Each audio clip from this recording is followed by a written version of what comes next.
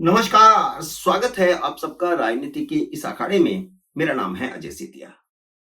मित्रों, राहुल गांधी की मुस्लिम राजनीति तो सबको पता ही है, लेकिन छिपी हुई जो क्रिश्चियन राजनीति है, वह भी अब करीब-करीब खुल कर के सामने आने लगी है और काफी सांसद इसको समझने लग गए हैं।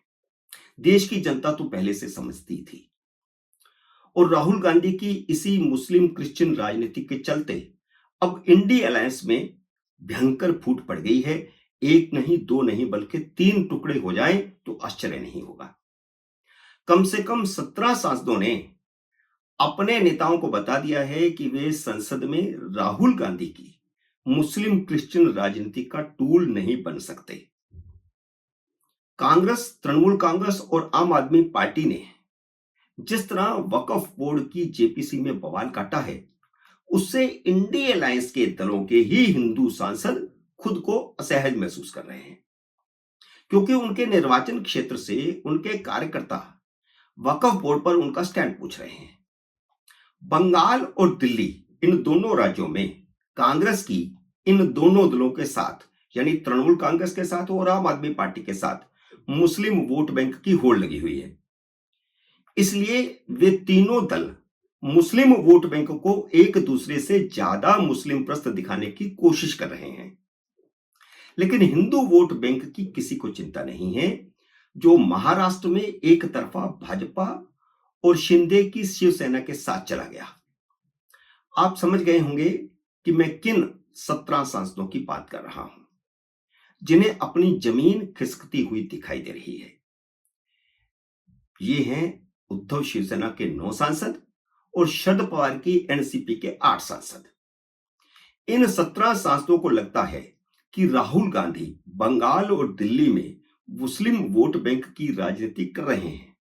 वे करें, उन्हें कोई हर्ज नहीं है, क्योंकि इन दोनों दलों का देश के बाकी हिस्सों से कोई मतलब नहीं है, कहीं कोई आधार भी नहीं है। लेकिन महाराष्ट्र में वीर सावरकर के खिलाफ बोलकर उनकी मराठा हिंदू वोट बैंक की जमीन राहुल गांधी खराब कर रहे हैं। इसलिए दोनों दलों के सांसदों ने अपने अपने नेताओं को बता दिया है कि वे वक्फ बोर्ड संशोधन बिल पर उनके निर्देशों का पालन करने की स्थिति में नहीं है, वे पालन नहीं करेंगे। आपने देखा होगा कि शरद पवार के जन्मदिन पर अजीत पवार आए और उनकी पत्नी सुनेत्रा भी आई। सुनेत्रा शरद पवार की बेटी सुप्रिया सुले के सामने चुनाव लड़ी थी और इस मुलाकात के बाद, ये जो पारिवारिक मुलाकात हुई जन्मदिन पर, उसके बाद सुप्रिया सुले के तेवर बदल गए हैं। शरद पवार के जन्मदिन पर अजीत पवार और उनकी पत्नी सुनेत्रा भी शामिल हुई थी।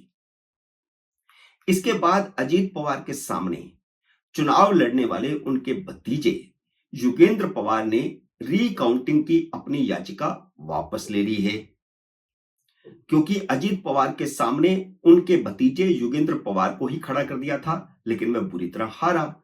उसने रीकाउंटिंग के लिए एप्लीकेशन दी हुई थी।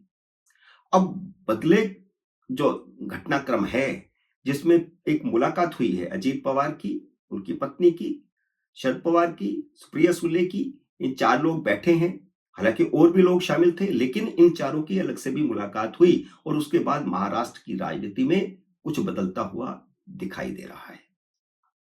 सुप्रिया सुले ने यह ऐलान किया कि उनके निर्देश पर युगेंद्र ने रीकाउंटिंग की याचिका वापस ले ली है। तो यह बड़ा घटनाक्रम है महाराष्ट्र में।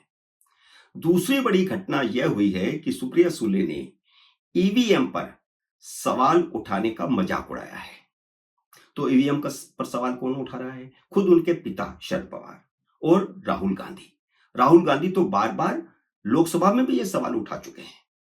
इन्हीं पिछले 2 सत्रों में उन्होंने इस सवाल को उठाया कि बैलेट पेपर चुनाव करवा लीजिए, फिर दिखाते हैं।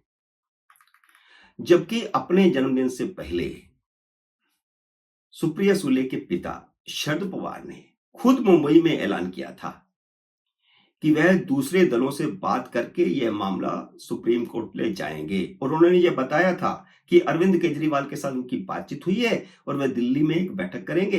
बैठक करने के बाद आगे की रणनीति बनाई जाएगी। और दिल्ली आकर उन्होंने एक मीटिंग की भी, जिसमें इंडिया अलायंस के लगभग सारे दल शामिल हुए थे। कांग्रेस की तरफ से अभिषेक मनु सिंघवी और आम आदमी पार्टी की तरफ से अरविंद केजरीवाल गए थे, क्योंकि अरविंद केजरीवाल को चिंता है कि कहीं ईवीएम के चक्कर में वह हार ना जाएं, क्योंकि राहुल गांधी हो या अखिलेश हो या शरद पवार हो, सभी को ईवीएम ईवीएम ईवीएम का रोग लगा हुआ है, तो उससे अरविंद केजरीवाल भी डरे हुए हैं। इस बीच दो घटनाएं हुई हैं।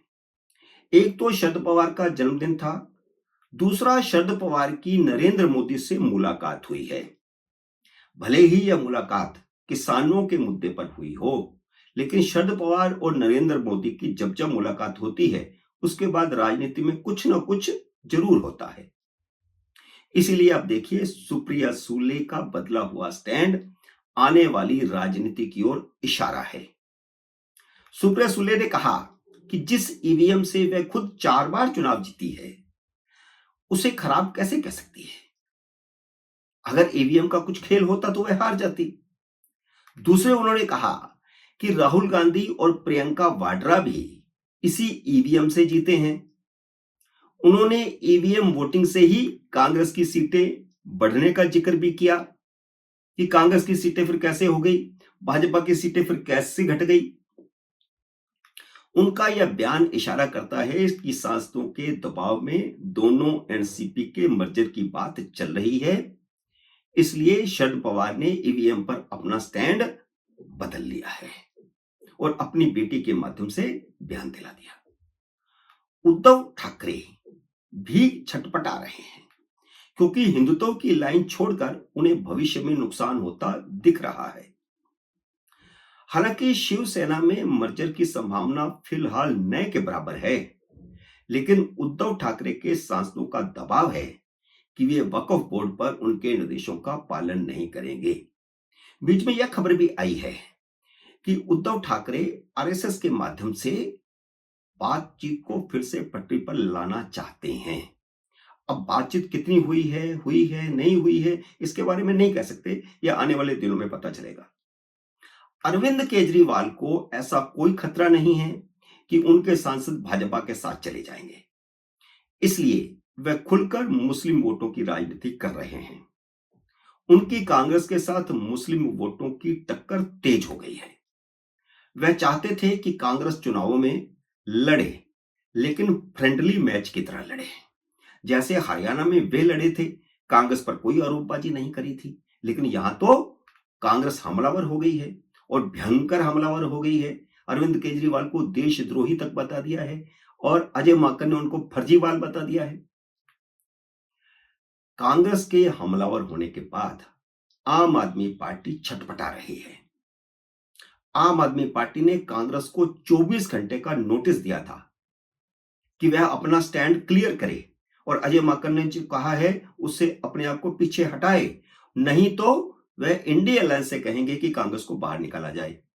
लेकिन कांग्रेस को 24 घंटे की धमकी देने के 72 घंटे बाद भी उनकी जुबान पर ताला लगा है। उनके पास इसके सिवा कोई चारा नहीं है कि वह इंडिया अलायंस से किनारा कर लें। और अब वह इंडिया अलायंस से अगर बाहर निकलेंगे, और तृणमूल कांग्रेस तो पहले ही एक तरह से बाहर निकली हुई है, अखिलेश यादव भी बाहर निकलने का रास्ता ढूंढ रहे हैं। इस तरह ये सारे जो घालमेल हुआ है, और संसद में तो एक बार एक रूपता तो दिखाई दी, लेकिन अंदर ही अंदर उनमें भयंकर टकराव है। इस तरह कहीं हिंदू वोट बैंक के लिए तो कहीं मुस्लिम वोट बैंक के लिए इंडिया अलायंस में दरार चौड़ी हो गई है। इस बीच कांग्रेस के कई हिंदू सांसद भी यह महसूस करने लगे हैं कि उसका नेतृत्व यानी सोनिया गांधी और राहुल गांधी मणिपुर में क्रिश्चियन राजनीति कर रहे हैं। इसलिए कांग्रेस के भीतर से भी दबाव बन रहा है कि धार्मिक और जातिवाद की राजनीति से कांग्रेस को नुकसान होगा, इसे अभी बदल लिया जाए, अभी वक्त है। यह एक तरह से राहुल गांधी के खिलाफ बगावत की सुगबुगाहट है, और कांग्रेस के कई नेताओं ने, कई सांसदों ने यह मैसेज सोनिया गांधी और राहुल गांधी तक पहुंचा दिया है। मित्रों, उम्मीद है मेरा ये वीडियो आपको पसंद आया होगा। इसे लाइक और शेयर कीजिए। अगर आपने मेरे यूट्यूब चैनल को अब तक सब्सक्राइब नहीं किया तो कृपया सब्सक्राइब करके अपना आशीर्वाद दीजिए। जल्दी मिलते हैं अगले वीडियो में किसी अन्य विषय के साथ। तब तक नमस्कार।